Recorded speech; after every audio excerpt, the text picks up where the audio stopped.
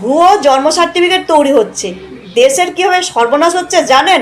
একজন পঞ্চায়েত কর্মী চুক্তিভিত্তি, তার অ্যাকাউন্ট থেকে 3 কোটি টাকা পাওয়া গেছে। কীভাবে পাওয়া গেছে জানেন? জাল জন্ম সার্টিফিকেট তৈরি করে সেখানে 3,500 জাল সার্টিফিকেট তৈরি করেছে। ওখানে গ্রাম প্রধান বলছে কিচ্ছু জানে না। ঘটনাটা ঘটেছে পাঠানখালী পঞ্চায়েত, 24 পরগনা, দক্ষিণ 24 পরগনা। ভাবুন, ভিডিওটা দেখুন। আচ্ছা, পঞ্চায়েত অফিসের কোনো চুক্তিভিত্তিক কর্মী কত টাকা মাইনে পেতে পারেন কোনো ধারণা আছে? 3,000, 3,500, অথচ তার ব্যাংক অ্যাকাউন্টে গিয়ে দেখা যাচ্ছে 3 কোটি টাকা। চুক্তিভিত্তিক কর্মীকে 2 থেকে 2,500 টাকা দিলেই কাজ হয়ে যাবে। একেবারে হাতে হাতে আপনি পেয়ে যাবেন বার্থ সার্টিফিকেট। শুধুমাত্র তৃণমূল পরিচালিত গোসাবার পাঠানখালী পঞ্চায়েত থেকেই প্রায় 3,500 ভুয়ো বার্থ সার্টিফিকেট ইস্যু হয়েছে। দেখুন পাঠানখালী থেকে পাঠানো বিশেষ রিপোর্ট।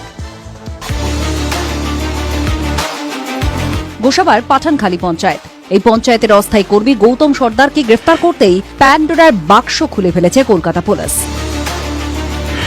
3,500 ভুয়ো বার্থ সার্টিফিকেট ইস্যু করার অভিযোগ গৌতমের বিরুদ্ধে। একটা ভুয়ো বার্থ সার্টিফিকেট তৈরির বিনিময়ে গৌতম 2,000 থেকে 2,500 টাকা নিতেন বলে অভিযোগ।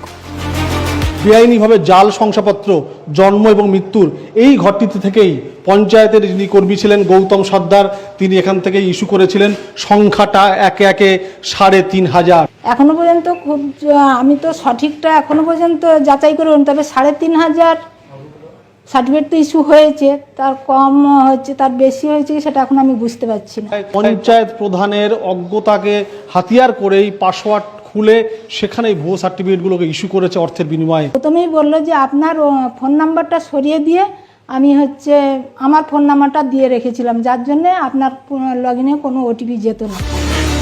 3,500 ভুয়ো জন্ম শংসাপত্র ইস্যু, অথচ জানতেনই না পঞ্চায়েত প্রধান। হতবাক আলিপুর আদালতের বিচারক। পঞ্চায়েত প্রধানকে কি ধোয়া তুলসী পাতা ভাবছেন? তদন্তকারী অফিসারকে প্রশ্ন বিচারকের।